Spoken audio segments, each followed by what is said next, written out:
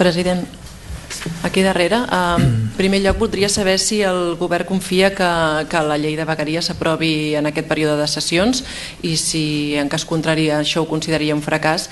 I després, canviant de tema i respecte a l'incendi d'Horta de Sant Joan, voldria saber si creu que, vostè personalment, si creu que ara s'haurien d'assumir algun tipus de responsabilitat, sobretot després que hi hagi hagut informacions que diguin que des d'interior no hi ha cap cessament, per exemple, de la senyora Lanau perquè estem en any electoral, o després que 4 famílies de 5 dels bombers que malauradament van morir, que ja s'hagin personat en la causa, per també voler esclarir una mica què és el que va passar.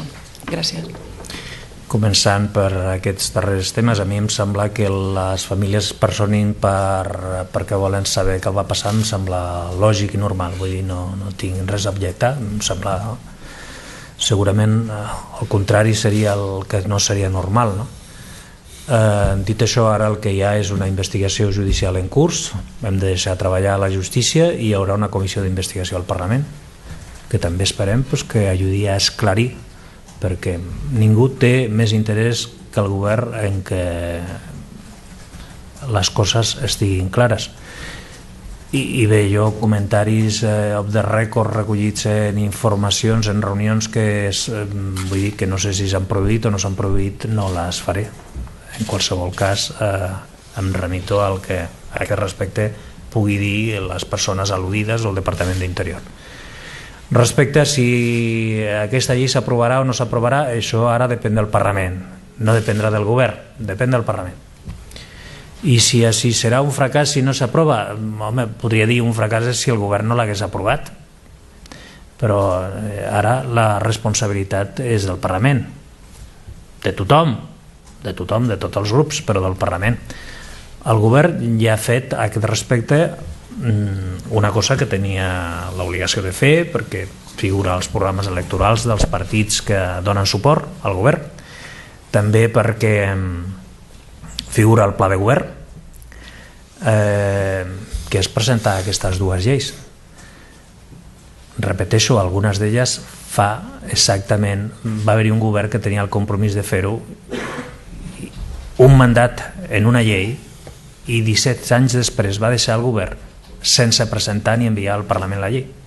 Per tant, jo crec que nosaltres sí que hem complert aquest respecte amb el que diu l'Estatut i el seu desenvolupament, i també, òbviament, amb aquesta obligació i aquest contracte també amb els ciutadans, que és d'alguna manera dels nostres compromisos. Sí. Jo volia preguntar-li primer de tot si la llei que aproveu avui, quins canvis introdueix en els consells comarcals, que és un dels aspectes que el govern havíeu comentat. També voldria saber quantes províncies exactament hi haurà a Catalunya. Esteu parlant que hi haurà alteracions en els límits provincials. Voldria saber quin mapa de províncies anem, si hi ha província única, si hi haurà una província per cada vegueria, per tant 7, si hi haurà 4. També voldria demanar-li si es tanca la porta per un cantó a les propostes del territori de Penedès i el Ter i a la creació de noves comarques, que també hi ha ajuntaments que ho han reclamat, que també figuraven a l'informe Roca. I per últim li voldria demanar si em podria fer si avui el Consell Executiu heu fet alguna valoració sobre les noves dades laborals que han sortit avui d'aquest increment de 22.000 parats més a Catalunya. Gràcies. La primera qüestió que plantejava era sobre el tema consells comarcals. Bé, aquesta llei no parla de consells comarcals. De consells comarcals parlarà i d'ajuntaments. Parlarà la llei de governs locals, que aquesta està en una fase més no tan avançada d'elaboració.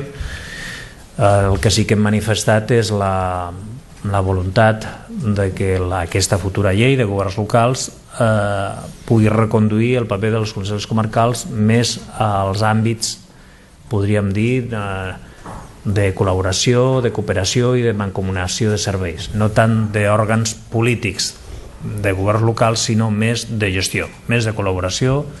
El conseller ho ha expressat en diverses ocasions, també ha fet referència aquí quan ha parlat en aquest cas de l'àrea metropolitana. noves, quantes províncies? Escolti, jo crec que segurament no convé que es miri la llei, diguem. La província, diguem, és moltes coses, diguem.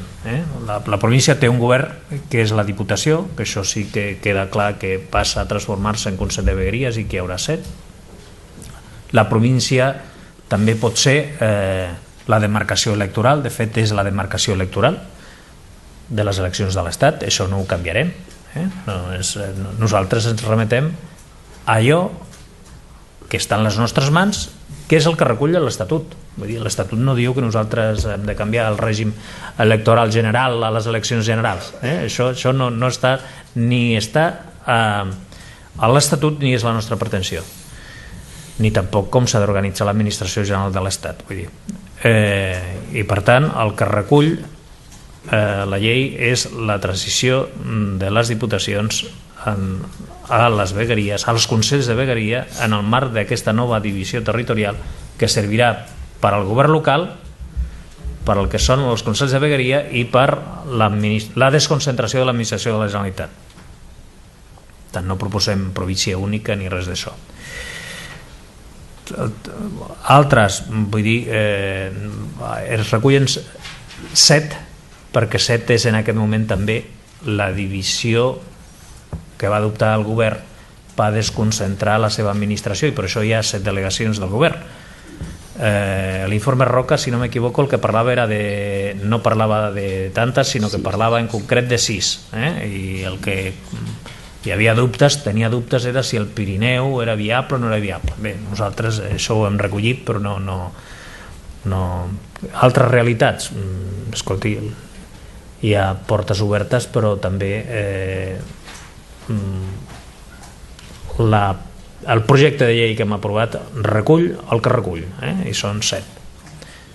A una llei la pot modificar una altra llei? Sí, com totes, però jo crec que queda clar quina és la voluntat del govern amb el projecte que hem aprovat avui. Sí, una qüestió. Des dels partits del tripartit ja veus que estan proposant fórmules de govern diferent a l'actual, fórmules de govern de futur. Jo no sé si això pot complicar la recta final de la legislatura o inclús obligar a un avançament electoral. En el cas de la llei de vegueries voldria saber si es podria haver presentat per tràmit d'urgència.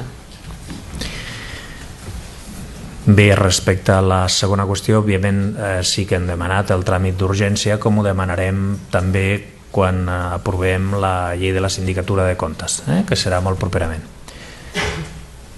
Segona qüestió, de propostes de futur, a mi em sembla bé que parlin els candidats.